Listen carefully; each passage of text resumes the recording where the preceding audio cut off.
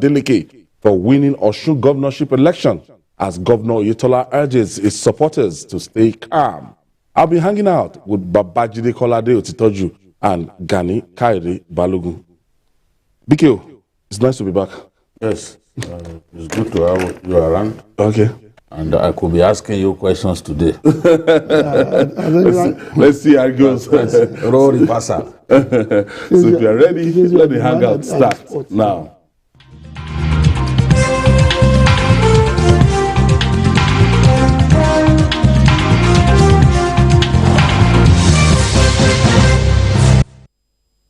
Let's begin on the sad notes by paying tributes to the chieftain of the All Progressive Congress, APC in Lagos State, Kemi Nelson, who died on Sunday at the age of 66. She was a socialite, politician, and former women leader of the All Progressive Congress, APC, in the Southwest until her death.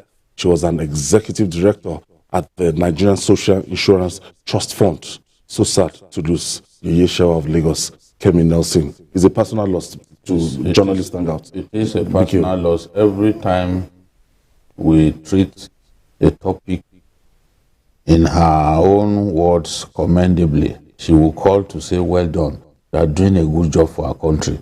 You know? And at a point, I was like, this was a woman I never knew from Madam. Oh, no. I never met her personally. Really? Yes. I never met her personally. She will call your phone? She will call me and still be saying, Jide, you are doing well, we like what you are doing and all that. So it's painful. To journalists Hangout. You know, during Asiwaju's regime, she was like the poster girl of the regime. Yes. Good looking, young, slim, you know. As at that time? Yes. Because she's 66 now. 66. So 20-something years ago. We will take like 22 out of 66. You know, she was really young and very good looking. Beautiful. At that time. You know, so I had always liked her. But I never got close. I never had the opportunity to have a one-on-one with her. But this program made her to take an interest. And every time we treat a topic that she liked and if we treated the topic very well, she will call to say, well done, you are doing a good job, well done. You know, so I was really shocked. The last time she called me, she told me about her birthday. You and Jide, you forgot my birthday. Yes, you know, it was after the program that you told me that we didn't remember to greet. Yeye Shewa. It's just, it's terrible. It's a burden that we all hold. Honestly. But good people, you want to see good people live for as long as they can. The last time I saw her was a day to the APC convention at the local airport with Honorable Bola Ishao.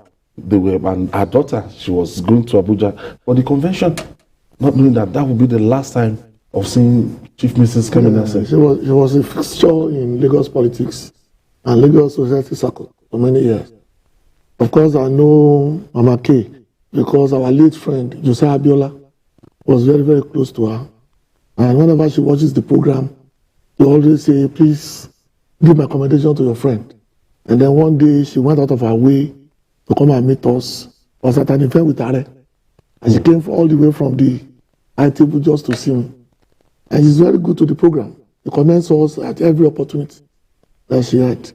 Like you said, good people die young, but who are we to query God? It's also a personal loss to Asiwaju Bola Ahmed Tinubu. Yes. As a commissioner for job creation, friend, commissioner for establishment, commissioner for job creation. I know in terms of mobilizing the women, she's irreplaceable. She's just irreplaceable. She's someone that Asiwaju found extremely comfortable to work with. Asiwaju trusted her, not only in terms of her judgment, but in terms of her capacity to mobilize women. It's a terrible loss. I pray the Almighty God grants the family of late Chief Mrs. Kemi Nelson the fortitude to bear the irreparable loss. Moving on now. A common Nigerian proverb says, when a handshake goes beyond the elbow, then it has become something else. The worsening banditry in the northwest is taking more dangerous dimensions. The emir of Yandotun Daji in Zamfara State, Aliyu Marafa, has turbaned a wanted terrorist, Adamu Yankuzo, popularly known as Ade Aleru, as a Saki Fulani Seriki Fulani of the Emirates. More than 100 terrorists were said to have attended the ceremony. The emir said he made Aliru a chief to ensure lasting peace in the area. Let's share some of the visuals with you. I thought it was a joke initially, until I saw this visual.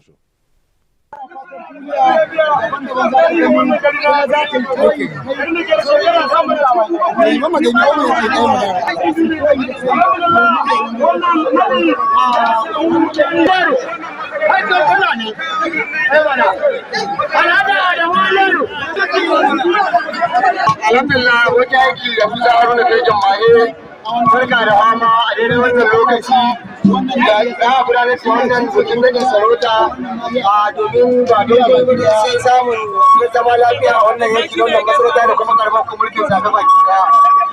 Kamar yadda na gani a kan tazu muna tare da kowayen kasar dan jiga kuncin kalgo da kuma wanda hali. The best expression I can use is, this is a calamity, Jide. It's just unbelievable. I was speaking with a friend of mine. You know, I have friends from northern Nigeria that we don't speak any language except Hausa. They will first ask me, have you seen this video? Did you hear this? You know? And I was telling him, I said, Anna is Kanchi Akasam now. That people are misbehaving in this country. That's what I told him, because I didn't know what else to say. You can't. The governor has deposed two emirs. Emir of Zurmi, Emir of Dansadao. You know Dansadao is the place where you have that forest. And there's rampant banditry in the place.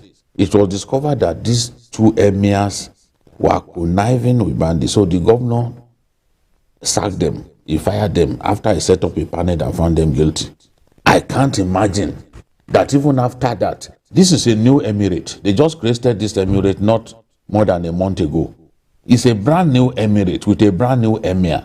And one of the earliest things this emir could think of doing is to bring a man who is known to have killed so many people, who is known to have robbed many women of their husbands, turned them to widows, turned children to orphans. A policeman in uniform. They attended the event.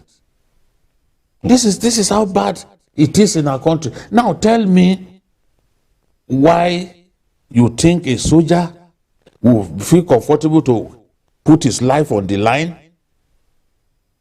when he can see that politicians and the people who should know are conniving. You want to go and risk his life. You accuse soldiers of not doing enough, and they post soldiers to those areas they are not doing enough. Would this in any way not dampen the morale? Why won't this demoralize soldiers? And you know why it makes no sense to negotiate with these people. We are all aware. Masari, Governor Masari did it. He regretted it. After like 6 months, they went back to banditry. Yari did it. He regretted, they went back. These guys are known to, after a while, once that cheap money is not coming again, they go back to banditry. So if you are saying that you made him Serikin Fulani because you wanted to encourage him to embrace peace, how are you sure that that peace will endure? How are you sure that they won't go back to banditry? Now I know, you know, why we are this present state. Because the security architecture and the audacity for this man to sit down, maybe for hours, I wasn't there, but at least for hours, to be banned. Nothing happened. And he went unchallenged. No, you even missed out a point. Over 100 bandits were in attendance. Yes. That's the key word. They came unprotected. They didn't bring their guns. 100 bandits. They didn't bring their guns. This is just a confirmation. This is a confirmation of what Sonny Abacha said, or was purported to have said. No, he didn't say it. No, they are sure that there's no records that Abacha said it. Okay, let's say somebody said it. That or Nigerians invented that story. Or invented the story just to tell you Abacha that. said it. At a point in time, certain things cannot go on without the connivance of people in power. And this is a confirmation. Because the man who just became near... So they didn't come armed, Jide? They didn't come there. They came without their weapons. Knowing nobody was... And they went have back. a video of them riding into the venue. And they went They back and had nothing it in a school. The school, they rode into the premises. They didn't have their guns. It's because they must have been assured that nothing will happen. Let's tell ourselves the truth. Yeah, they have assurances. Okay, that's the video where they were riding him. Yes. Triumphantly. Yes, you can see them. They rode in. There's no they have that guarantee. So the guy entered like Jesus Christ entering Jerusalem. Triumphal entry. On challenge. Can you see them on their bikes? They've been told nothing will happen. Nobody will. See a large crowd. See a huge crowd at an event that people shouldn't have attended. This guy, I've spoken about this guy many times. When I'm talking about Dogo Gide and the rest of them, I talk about Kachala, I talk about Ado Alero. He is known to have killed so many people. To have attacked many communities, set many houses ablaze. Now you are giving him one of the most prestigious traditional titles in your kingdom. I mean, it's a shame. This emir should be ashamed of himself. Even in this same Zamfara state, some emirs are known to have been kidnapped. Look at the emir that was kidnapped along Abuja Road the other day. They had to pay about 50 million to secure the release of the emir. EKB, you can safely say that it is finished. No, it is finished. I spoke to some high-level officers and they were beyond disappointed. And then in this country, people are in jail for stealing wristwatches, for stealing phones. Good. And somebody who's been killing people with impertinence is now the one being honored there. And then when we say Nigeria is a joke, people assume that we don't love our country. We do. But you see things that normally should not happen. Make you and then the same person will go to the government and say, please, don't buy a gun. Please, don't take revenge. Please, the government will do the job for you. And the same arm of government is the one doing this for themselves. I think the earlier we call this farce. I call it a day better. GKB, Governor Matawele should dismiss this semi. I don't know why he's starting up a panel. I found that. The same governor is known to have dismissed traditional rulers. Now he has suspended this one. You have video evidence. You don't need to settle. The man should be in prison. There's video evidence. He is claiming that he did this so that the man will no longer kill people. The man will fully embrace peace to encourage him. But we all know that it doesn't last. He has a relationship with these bandits. He has a relationship with these bandits. To bandits. You know, this is not the first time that they are giving traditional title to bandits in that state. It's not the first time. It's not the first time. It's not even the first time that he's suspending someone for giving traditional title to a bandit. But this one is popular because it's one of the biggest bandits in northern Nigeria. That's why, you know, if someone were to wake up now and give Turji the traditional title, Turji is just in his late 20s. But he imagines himself to be like a governor, if not more powerful than a governor. I don't know about Zamfara, but I know in the southwest, you cannot give a title like this without the permission of the local government chairman. No, the local government chairman in this case was even in attendance.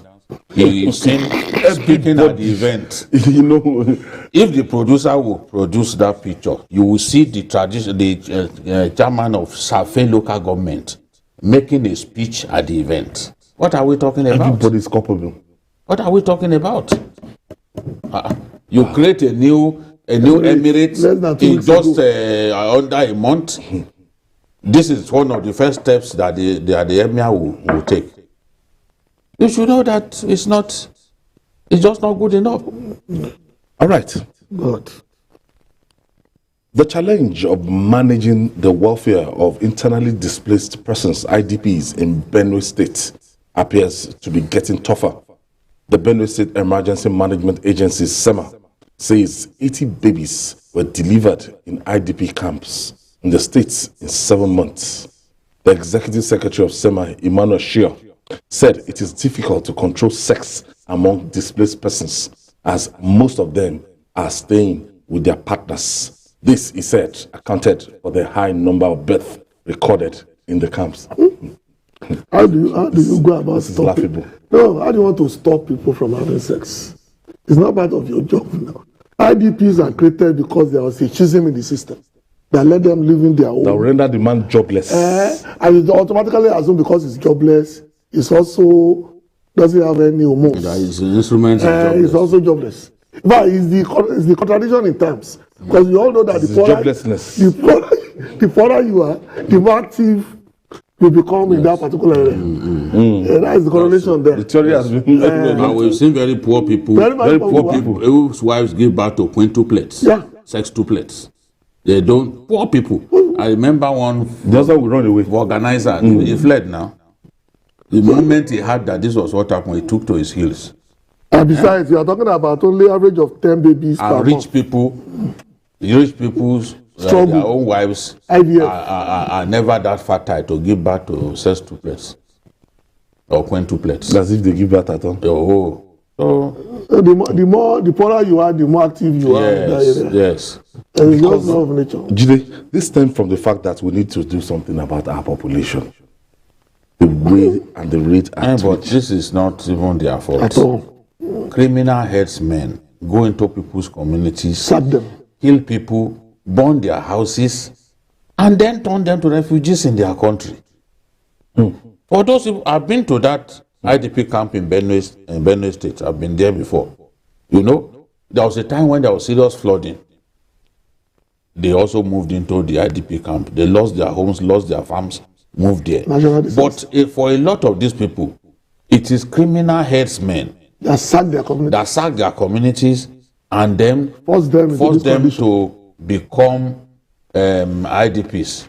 It's not their own choice. That's nothing But to- now that you become an IDP, you are not busy anymore. You have no work that you are doing. That's the only all you are doing is just sitting down and looking at the face of your partner. That in itself triggers a course of action. Once after looking at the face, what next? You start having a million thoughts. You know, so this is the thing. They are Stem out of idle. joblessness. Even in Borno State, They have no bills to pay now. so many children have been born in the IDP camps. Even if you give them just 1/10, that barely protects their privacy. The testosterone that is running riot will not imagine that this is just a tent that barely Covers the covers essentials. Essentials. provide secrecy. They don't care. So right there, the tent is like a 1-bedroom flat for them and their children. So in spite of that, Inside that tent, with the children pretending to be asleep, in most cases, today's children are terrible. They pretend to be asleep. The parents are doing it under their... They don't even need that much time when you are a refugee. 3, 4, 5 minutes are enough to do the deed. No. 3, 4, 5 minutes will lead to complaint by the partner. But the You remember one funny actress, that was accusing the husband, the estranged husband, of being a 2 minutes man. No, I was even generous for 5 minutes. So you see, so some men, and that's what leads some people to their early deaths.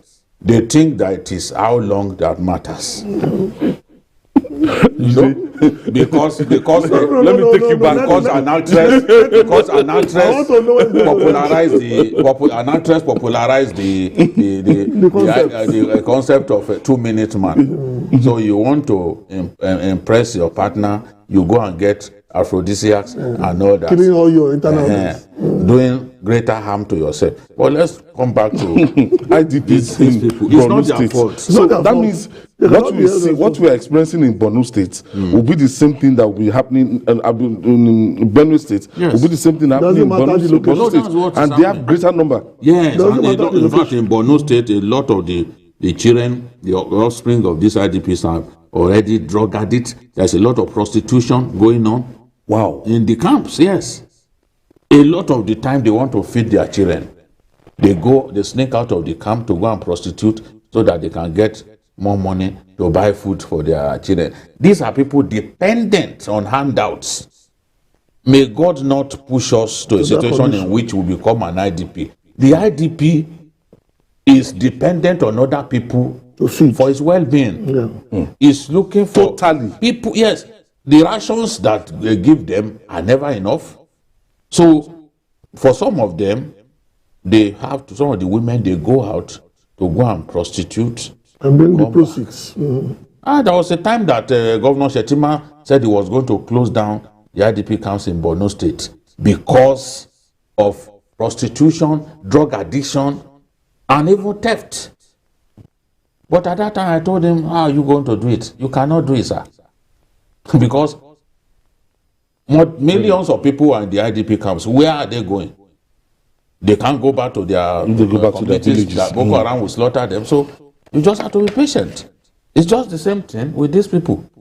Government has to keep finding the money to provide their needs.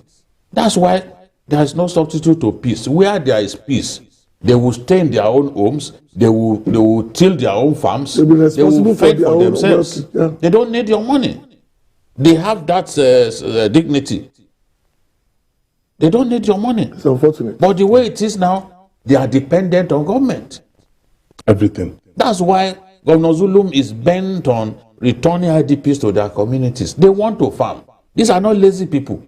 It's just circumstances that push them to become IDPs. Since 2014, some people have been in IDP camp in Borno State. They've not been anywhere else. Their children were born, raised there. And in 2 years, those children will be 10 years old. And they will not have known any other life outside the IDP camp. And imagine how scary that is. And look at the level of education. No, forget that one. I'm even talking about 10-year-olds who don't know any other place, the IDP camps.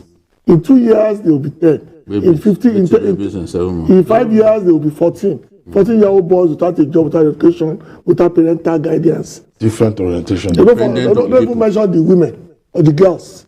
What will happen to them? So we are breeding a new sense. They are running away from their community. These ones.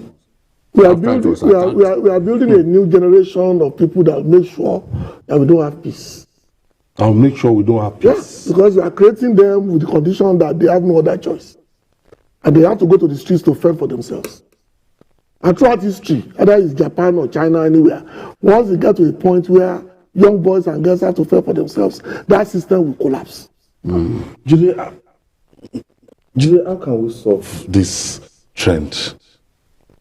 We have to keep our communities safe. There is no substitute at this stage to state police. All the people, the people behaving like hypocrites, giving the feeling that state police is not the solution. They need to do a lot of rethinking. States are funding the federal police. Look at how much Lagos State government spends on the federal police here.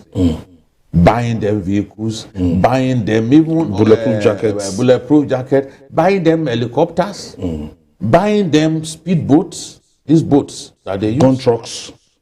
Yes, APCs. Buying them APCs. I've seen all these ones that fire water cannons and the rest. They buy for them. So now, take away the money that states spend on the police. Let Nigerian states withdraw from supporting the police. Let us see whether the police can function on its own. You know how much states are spending. Yes. And every month too, they are coming up even with allowances. I know. Beyond the vehicles that they are giving them, they are fueling. Coming up with allowances. And there are some states that even created some form of insurance package for them. So that when some of these policemen fall in the line of arrest. Yeah. So what are we talking about? Is that not state police by another name? I'm telling you. That's what I said last week. If they had their own police, won't they be able to fund them? All right. We'll take this break. When we come back, we'll talk more. It's still Journalist Hangout. We'll be right back after this time out. So please don't go away.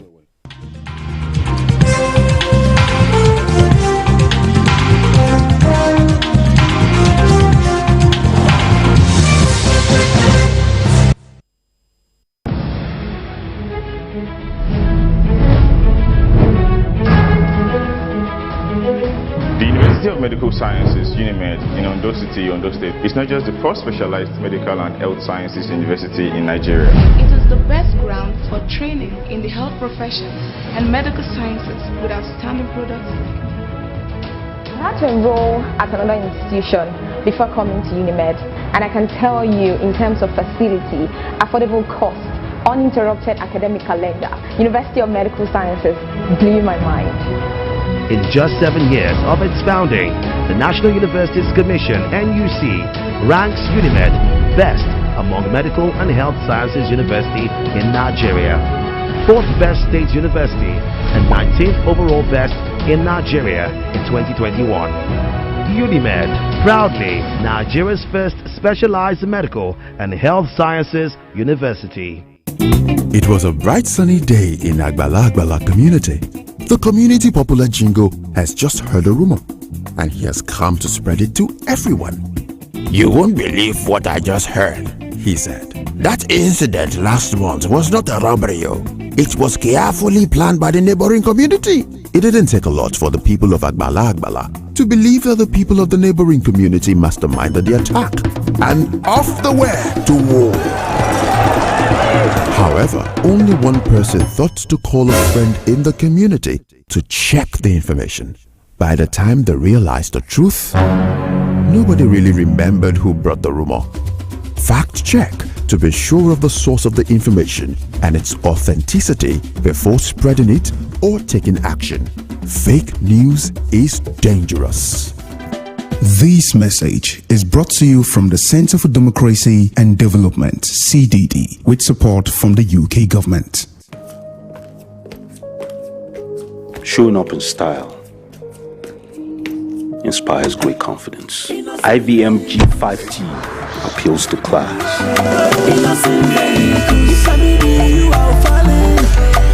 Time is of the essence. With IVM Kappa, business and meetings are always on the go. Fun time with the family. Thank you to IVM Kingdom.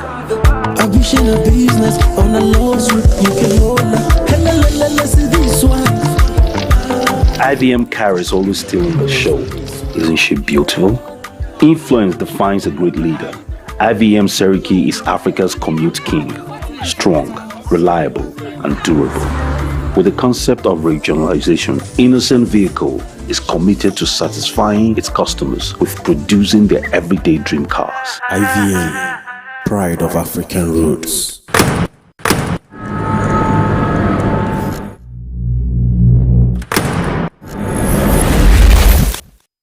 Voted as the best TV station of the year.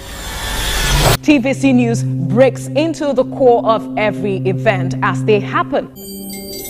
Following all nationwide big and impactful stories.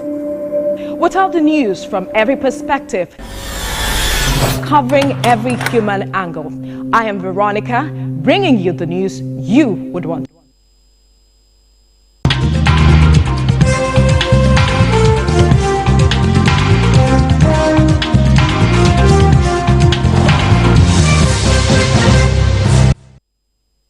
I wish you can imagine what we're discussing off air. Vicky. It's still journalist Hangout. And I still have Babajide Kolade Utstoju and Gani Kaide Balogun in the house. The ongoing strike by the university lecturers is 5 months old, and its prolongation is putting stakeholders on edge. As such, the Nigerian Labour Congress (NLC) has decided to hold a 2-day national protest for immediate reopening of public universities across the country. The NLC accused the federal government of not negotiating in good faith to resolve the crisis. The ultimatum will end on the 29th of July. Mikio, now this has attracted the attention of the Nigerian Labour Congress, and it's so frustrating that a lot of people will put all the blames on the doorstep of the federal government, and they will say that, look, yes, the president during Salah, expressed concern that a lot of people now took it back to him that, Mr. President, the buck is on your table. Yeah, because when he said enough is enough, ASUU, the Unilag ASUU, he said, chairman. He said, enough is enough of what? He asked him back. He said, enough is enough of what? Because you've chosen not to negotiate. At this stage, if I were the president, I would have called ASUU by myself. And thankfully, you are an old man. So you have that father figure. That presence. Yes. They will respect you. Call them. Gentlemen. My children. Like, we can't go on like this. This is the situation. We do not have the capacity to do all of what you want. I give you my words. This is what we can do. Can you please bear with us? There is no Nigerian except the incurable hypocrite who does not know that we are going through a lot as a country. We are broke as a country. In those days when we say we are broke, they will say, oh, look at them. Today saying that we are broke. In fact, somebody went and wrote a column claiming that we are not broke. He wrote a column in a newspaper that Jide said Nigeria is broke. Huh? So how else do you determine a country that is broke? A country finding it difficult to pay its bills. Monthly salary. That is the definition Borrowing of to pay monthly salary. Borrowing to pay salary. The other day, the man, the accountant general confessed to us that they've been borrowing to pay salaries. Even the World Bank has warned us that all this money you are taking from the CBN, calling it ways and means and all that, it has to stop. So if you have tons of cash, will you now resort to borrowing? You've knocked on China's door repeatedly. Even by now, the Chinese was telling themselves that this visitor that always comes in the dead of night, we are not going to open our doors to him anymore. At the point in time, is that not the definition of being broke? The governor was so frustrated. He accused them of evil printing. Yes. To pay debt. No, you got to a point that you know that Nigeria is on life support economically. Because politically we are always very active. But when it comes to the real job they were employed for, security and the economy, they are nowhere to be found. And what's where this was, especially for the ASUU people, is that they've been joined by NASU. Yes. And they're going to be joined by NLC. That means we are going to ground the entire country. It's not ASUU alone, the non-teaching staff. Non-academic staff and the entire university, everybody. And I have extended family members in these unions. Yeah. They stopped paying them since February. Yes. They stopped the ASUU 6 months ago, NASU 3 months ago. And they are living under hardship. Serious ones. That's what will make even negotiation tougher. My colleague Demola Lawrence, he went to Osogbo and he wanted to take a chalet, and the chalet belonged to a lecturer, and he was dilly-dallying, making up his mind, and the lecturer at the point in time had to beg him this is the only money that this is a kind of lifeline. Yeah. That stay in this chalet so that I can make some money. I've not been receiving calls from your regularly. They look, I've not been paid. I hope you know. I know a friend who have to cancel the wedding of his daughter because he's not been paid for 5 months. He said he was going to cancel it. It was wiser council that prevailed. I just cut down the fidelity, and then we'll do because if they don't pay you for 5 months, he said he's not and paid you are calling people to come and eat. And he said he cannot hungry go. Man. That he has maxed out his basic level. We cannot go beyond that. So keep rising. He said, no, so we have to bring it Some down. Some of them now, their landlords will be on their neck. Yeah? But you know, it makes them even more determined because we've done this before. Yeah, we've been here we before. did this before. I think under Banditry regime. Okay, I have Olufemi calling us from Lagos. Thank you for joining us, Femi. Good evening. Good evening. Yes, good evening. Good evening, Femo. Yes. Okun. Okunje. I saw you saying Nigerians are broke. Are we broke? Not Nigerians. Not Nigerians. No, the Nigeria. country. The country. And that they cannot give money to the ASUU for these children to go back to school. No, that's not what we are saying. That's not what we said. We are talking in general terms. What do you say? We said that a country that is borrowing to pay salaries is a broke country. Borrowing? Excuse me, why are we borrowing? When somebody can buy form of 100 million, when somebody can go to an election and drop 5 billion to share to the electorate, this country, we have to be paying for this country. Our money is in the hands of this money bag. I agree with you. I get the point you are making. I get his point. It's not challenging that fact that it's not the truth on ground. You know when you look at the number of individuals that look at OPEC. OPEC gave us a quota during the time David West era, because it was one fought for OPEC quota to be increased for us. We were saying, look, we can do much more than this. Yeah. Today, OPEC gives Nigeria quota. We are unable to even meet the quota. We can't produce enough. We can't even produce enough to meet the OPEC quota. That's why Angola has overtaken us as number one oil producer in Africa. Not because we don't have the capacity, but currently we are not even producing up to what OPEC expects us to produce. I've never seen a thing like this. All kinds of sabotage here and there, so much looting in that sector. So how will you be able to pay your bills? Remember the story of the OPEC telling Nigeria that we know this is what we produce, this is what we are claiming, and nobody could explain this disparity. It was that bad. Nobody can say exactly how much of Nigeria's oil is being stolen on a given day. Nobody knows. Is that bad? Nobody. I once met a big Nigerian who said our house is not far from One.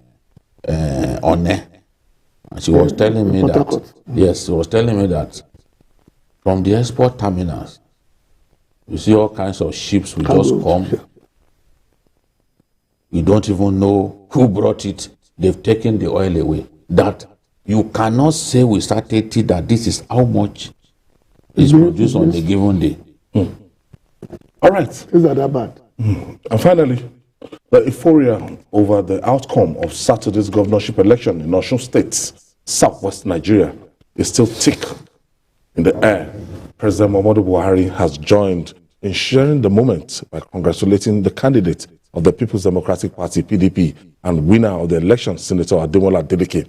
In a statement by his special advisor on media and publicity, Kemi Additional, the president noted that successful conduct of the election is a testimony to the commitment of all stakeholders to strengthening integrity of the electoral process. Meanwhile, the governor and the candidates of the All Progressive Congress, APC, in the election, Gbega Oyetola, said he and his team are studying their outcome. In a statement issued by his chief press secretary, Ismail Omekpidon, the governor urged his supporters to remain calm and urged security operatives to ensure there is no breakdown of law and order across the states. Jide, done and dusted. The people of Osun State have spoken, and then my first question to you is: was this the result that you expected? From a journalist's mind, did you expect to come back from Osun State on the field with the story that Oyetola had failed to be re-elected? No, not at all. No, that wasn't in the equation at all. Because from what we got 4 years ago, and 4 years ago it was difficult to elect Gbega Oyetola, but from nothing, Osun State was in a financial mess, owing debt of over 200 and something billion naira outstanding. So from nothing, Engineer Gbega Oyetola started paying salaries. He wasn't owing salaries, and he started offsetting those debts. Pensions. And in between, he was still doing some road projects, because I'm close to the commissioner for works. I see the project here and there, and I felt that, where is this coming from? And I felt that, look, well, somehow, as a very good administrator and manager of front, that he will be able to just pulled his re-election, and I didn't think it was going to be a landslide victory, but I knew that he was going to be re-elected. But what came out on Saturday was, as you said, it's a big shocker. Yes, I also expected him to win, because you want to say that for someone who has given so much, he needed to be rewarded. Oyetola is the kind of governor who come up with a project and will not even bother to commission the project. See, that bridge in Olaya, some other people will have made so much noise about it. Yes, sir. But he didn't think it was anything. In Aleku Wodo, in the heart of Osogbo, where you have a good number of civil servants and pensioners, a lot of those pensioners from the old Oyo state, Governor Oyetola constructed 5 roads in that ward alone. Yet, he lost in all the polling units in that place. And people are saying that, why? Civil servants are saying, look, the arrears of about 30 months half salary, pay us back. Arrears, yes, from his predecessor. The arrears of unpaid pension, pay us. These arrears amount to about 100 billion. Where will he get the money? You have a state heavily indebted.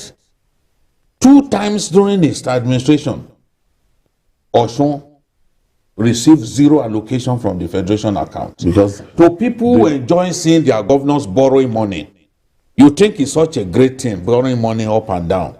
There is a great implication for that. Because at a point, somebody has to pay back. And from what is he going to pay back? It's not from internally generated revenue, because you don't generate enough. That allocation, it's from your allocation there's from the center. Kind of irreversible standing order. Yes. I'll be on it. Yes. So when they were even asking for bailout, was Osun and Kogi not the highest at that time? We still remember, because the state was heavily indebted. Now, the civil servants, especially in places like Ilesha, where we have plenty of civil servants, in Osogbo, and even adjoining local governments to Osogbo, where you have a lot of civil servants. They made sure that the governor not only lost, but lost in those places by a huge margin. In some places, up to 7,000 margin. Owing largely to voting by pensioners and civil servants. So, the question then is, are civil servants saying that whatever money comes to the state, everything should go back? Everything should just go to paying your salaries and pensions, nothing for roads, nothing for refuse evacuation, and these are highly capital intensive. Nothing should go to health. So a governor has been taught a lesson. You can now see why in some states, some governors don't work. They simply share the money and they get re-elected. Ayo, if you remember, I've said here before that a governor may have worked for the people and still not be re-elected. I've seen it happen in this country many times. Many times. Kaode Fayemi worked during his first term. But he was defeated in all the local governments by 16-0. 16-0. But they will come and tell you photochromic, absolute rubbish, nothing like photochromic. He was well beaten. 16 local governments. Mahmuda Shinkafi, governor of Zamfara State, he worked during his first term. Then he crossed to PDP. They didn't re-elect him. So that you work for the people, that you worked hard for the people, that you built roads, is not enough for people to re-elect you. Even in America, look at the example of George W. Bush. Let's even start with George W. Bush. Clinton promised 10 million jobs and created 13 million. In spite of that, they refused to let Al Gore, his deputy, win the election. They went for George Walker Bush. George Walker Bush led America to recession. Their eyes were clear in the end.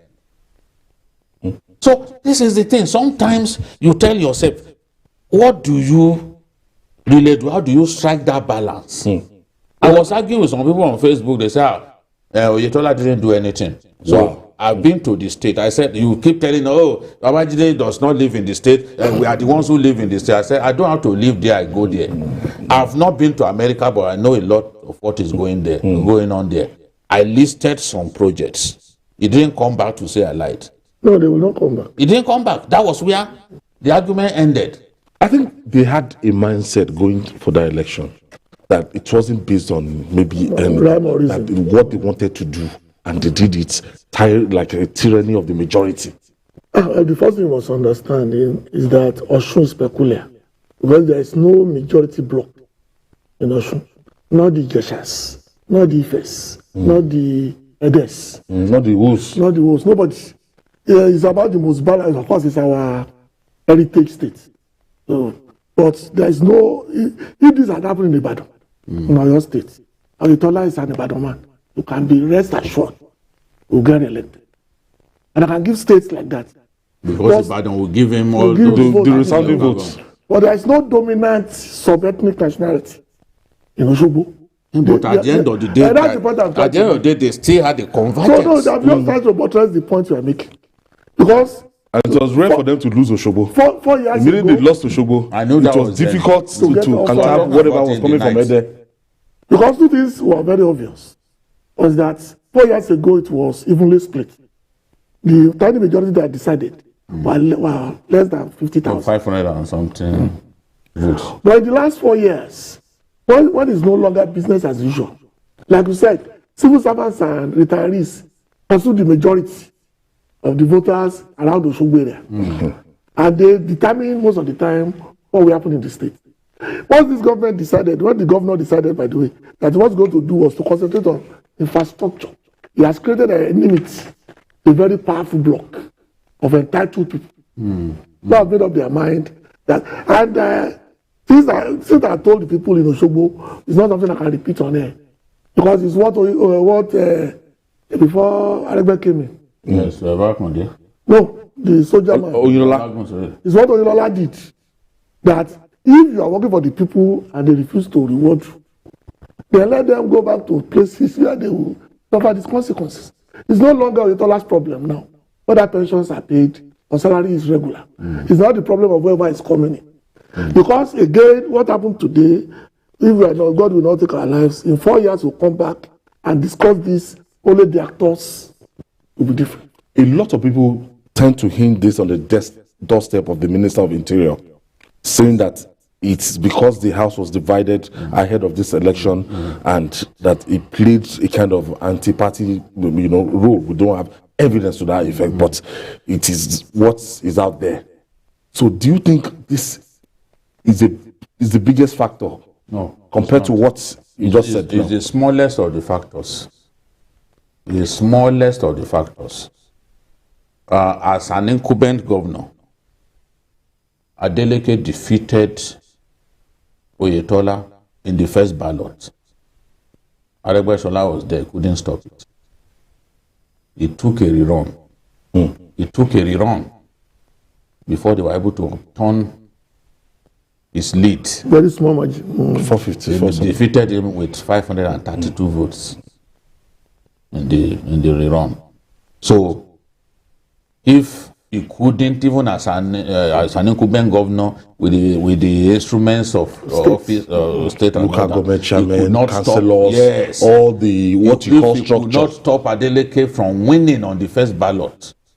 Because I respect him for winning on that first ballot. So why should people think that he's the one who made this happen? No, he didn't. Yes, the division will play its part, no matter how little. But there were other factors. This election witnessed voting by many young people who had never voted in their lives, and they were angry. Many of them are ASUU, students at home because of ASUU strike. You think they will be happy with an APC government at the center? Many of them said, oh, if it APC, no. Not just that. In this election, APC lost in all of the Christian-dominated communities except two local government. Why? Because they felt, Adeleke is a Christian. We've had Muslim as governor for 12 years. This is an opportunity for a Christian to become governor. That's why even the vote in Ile-Ife was a bit diluted, despite the fact that Omisore still managed to deliver that place. Not with the kind of margin that I used to get in the past. Because the Christians there, a lot of them just felt, look, there's a Christian on the ballot here. Let us support him. So, all kinds of factors. Yes, no one will say the infighting did not play a part.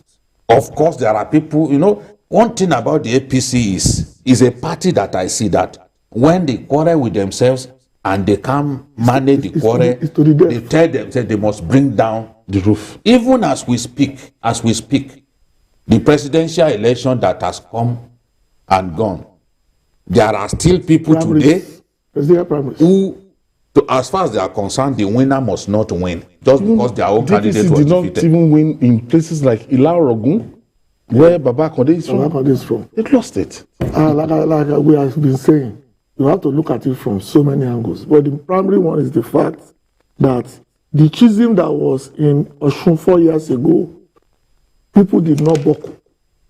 They remain stagnant where they are. So the little window in between is where the problem was.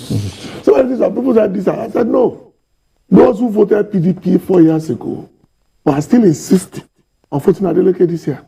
A lot of them. So based on that reality, so you must understand that if you have a people that because they felt, no, we won that last time. This time around, we are going to do it. They were not buckled, not a dent on that on that block vote. GKB, we have to go. Yeah. So it was simply a situation that the people spoke with their voice. Yes, the people spoke. The president is right. And this sort of thing can happen in other states. There are people, people are angry, people are hungry. The earlier the ruling party comes up with solutions, defeats this insecurity that is making people to think that, look, did we make a mistake that last time? The earlier they do that, the better, because many of the people who voted on Saturday were saying no. Protest vote. No, it's protest vote against what's happening at the center. All right. Ganika Edibalogun, thank you for your contribution. Pleasure. PKO, nice to be back. We're going to do this again tomorrow. And that's our offering today. Join us tomorrow for another episode of the program. You can watch the repeat broadcast tonight at 11 p.m. Join us every Sunday from 1:30 to 3:30 p.m. for Journalist Hangout on Sunday. We're on YouTube, youtube.com/TVC News Nigeria. I'm Ayodele Ozubako. See you tomorrow, and God bless Nigeria.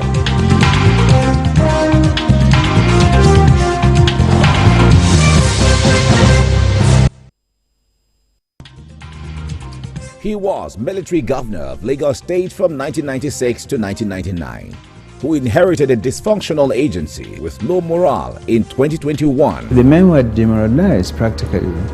They did not appear to have any purpose anymore. Today, the National Drug Law Enforcement Agency has witnessed a progressive impact under his leadership. For Buba Marwa, tackling drug abuse in Nigeria is not a job for the faint-hearted. This is a business that is slush with huge sums of money. He speaks on events that led to the arrest of Nigerian Super Cop Abba Kyari. They themselves that were arrested, that confirmed to us, they communicate directly with the cartels. And while there are hazards on the job, there is also the temptation to compromise. They brought huge amounts of dollars, to buy his conscience, and he reported it. Marwa speaks on why assets of drug cartels need to be forfeited. People will try to serve 5, 10, 15 years in jail and come back and meet their assets. Watch out for this exclusive with Brigadier General Buba Marwa, retired, on Journalist Hangout this Thursday at 5 p.m. only on TVC News.